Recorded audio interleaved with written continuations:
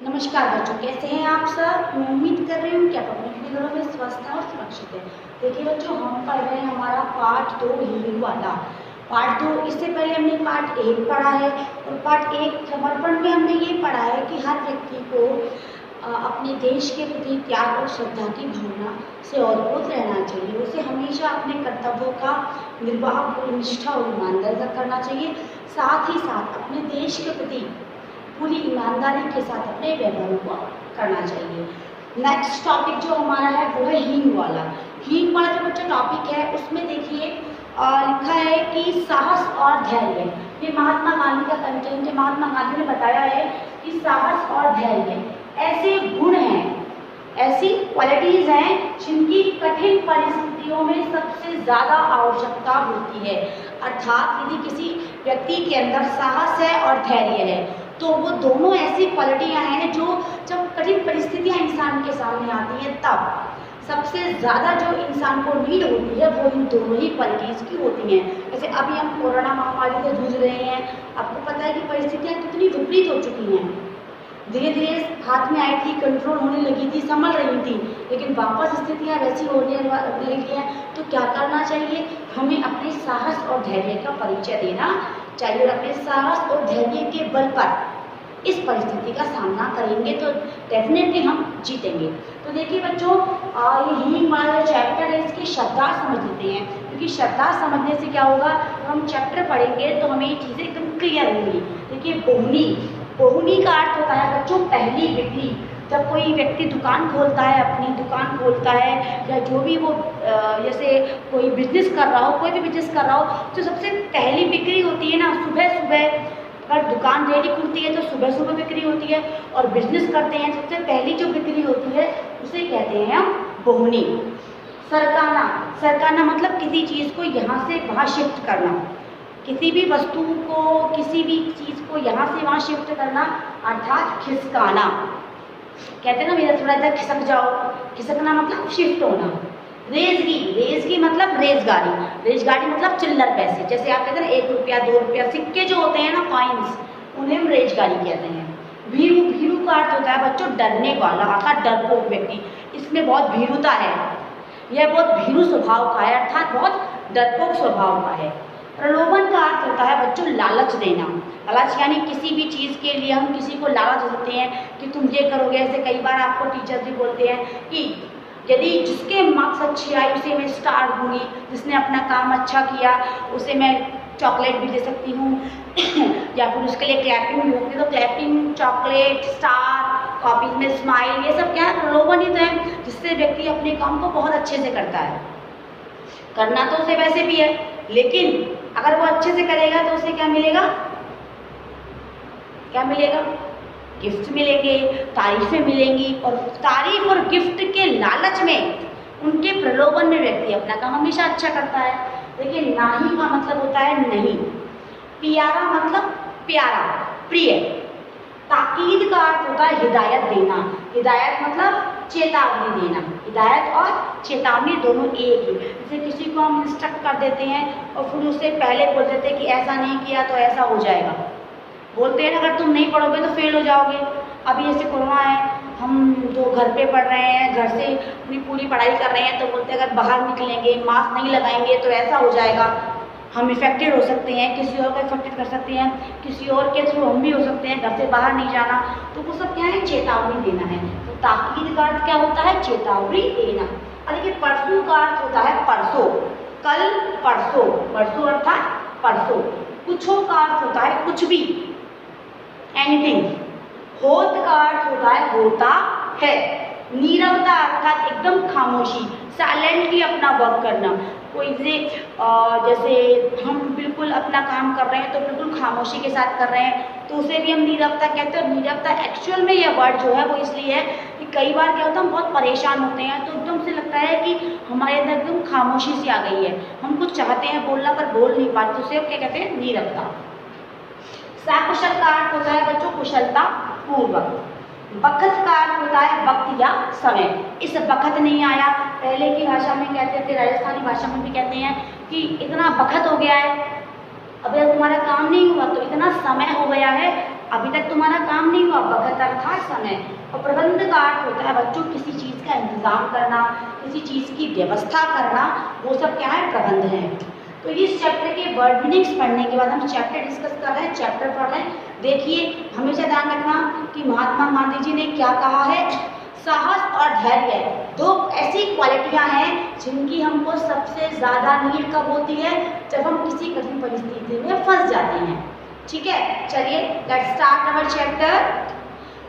इस पाठ के द्वारा लेखिका ने हिंग बेचने वाले खान के चरित्र का उदारता, विश्वसनीयता, उदारता यानी कितना उदार था वो, दयालु था, विश्वसनीयता यानी विश्वासनिष्ठ, विश्वास पूर्वक, जो व्यक्ति किसी के विश्वास को नहीं तोड़ता उसकी विश्वसनीयता, धार्मिक अर्थात धर्म को मानने वाला, धर्म में अपनी आस्था रखने वाला, एवं आत्मीयता का वर्णन करते हुए, और आत्मीयता का मतलब दूसरों से अपने लगाव का वर्णन करते हुए यह प्रेरणा दी है कि धर्म तथा जाति के नाम पर भेदभाव या दंगे करना उचित नहीं है।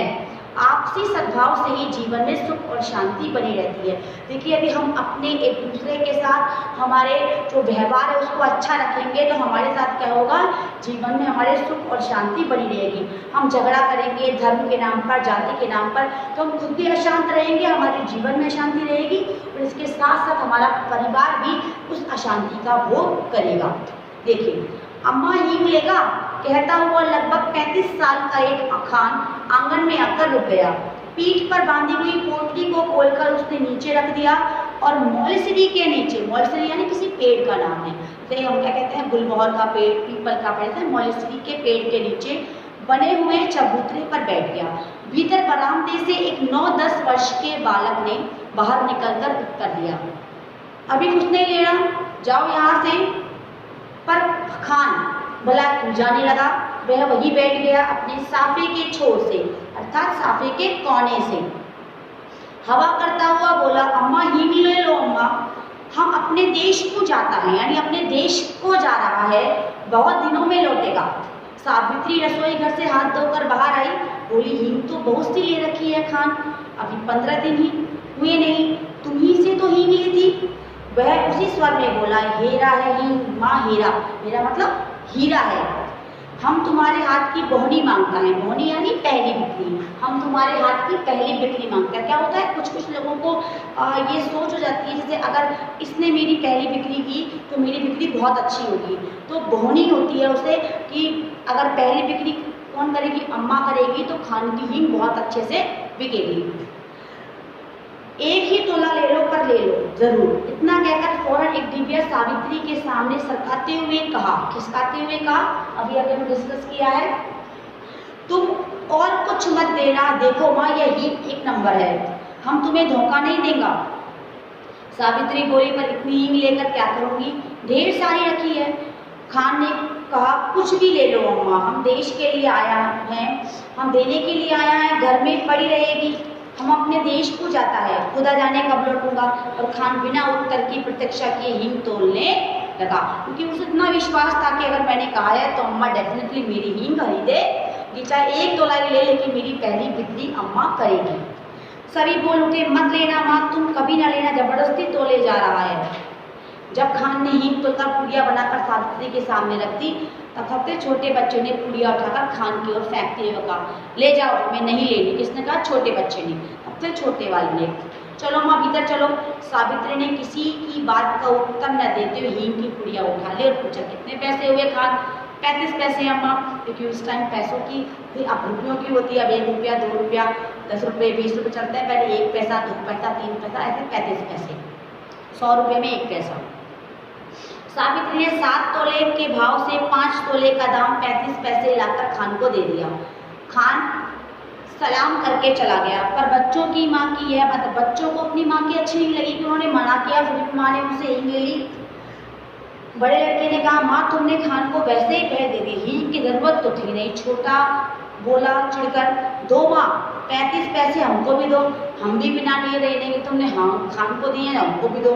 लाडली जिसकी उम्र 8 साल की गंभीर स्वर में बोली, गुस्से में बोली, तो माँ से पैसा ना मांगो, मैं तुम्हें नहीं देगी, उनका बेटा तो वो खान ही है, हम नहीं कहते क्या छोटे बच्चों को, आप नहीं कहते क्या?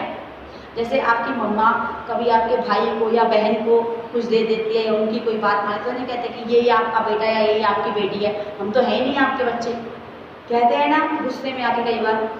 तो देखिए हम भी कहते थे हमारे बचपन में, और आज मेरे बच्चे भी कहते हैं, सभी कहते हैं बच्चे, हम किसी का फेवर करते तो कहते हैं हाँ यही आपका बेटा है, यही आपकी बेटी, हम तो है ही नहीं कुछ आपके।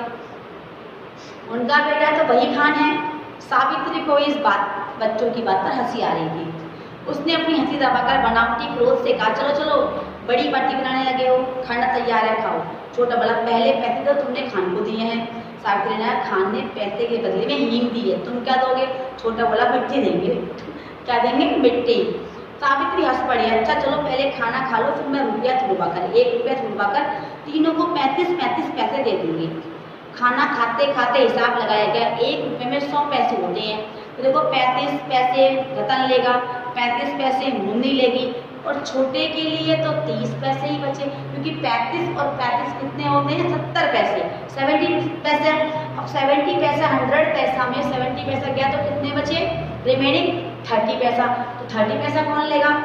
छोटा बिगड़ पड़ा, कभी नहीं, मैं 30 पैसे कभी नहीं लूंगा। दोनों में मारपीट हो चुकी थी, यदि मुन्नी 30 पैसे स्वयं लेना स्वीकार न कर लेती। यानी मुन्नी ने कहा, उनकी बहन ने कहा ठीक है 30 पैसे मैं ले लूंगी और 35-35 पैसे तुम दोनों ले लेना। कई महीने बीत गए, सावित्री की सब हींग खत्म हो गई। इसी बीच होली आई। होली के अवसर पर हिंदू मुसलमानों में बड़े भयंकर रूप से दंगा हुआ। बहुत से हिंदू मुसलमान मारे गए, मरने वालों में 2 खान भी थे।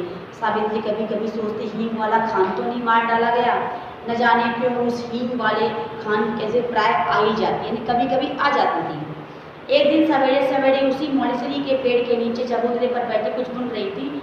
उसने सुना उसके पति किसी से कड़े स्वर में कह रहे हैं, क्या काम है, भीतर मत आओ, यहाँ आओ।